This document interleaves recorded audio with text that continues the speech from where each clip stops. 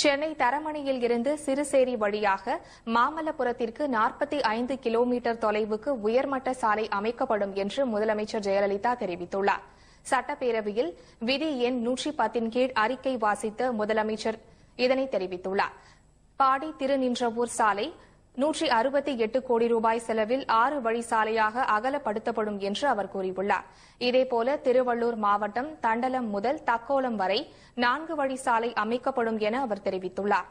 தஞ்சாவூரில் 98 கோடி ரூபாயில் புறவழி சாலை அமைக்கப்படும் என்ற தகவலை அவர் வெளியிட்டுள்ளார்.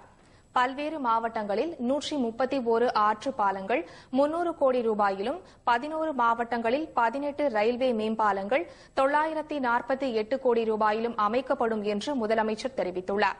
சென்னைக்கு அருகே சிறுசேரியில் 20 அடுக்குகள் கொண்ட வாகன நிறுத்துமிடம் 200 கோடியில் கட்டப்படும் என்று கூறியுள்ள அவர் இதில் 2000 வாகனங்கள் நிறுத்தும் வசதி கிடைக்கும் என தெரிவித்துள்ளார்.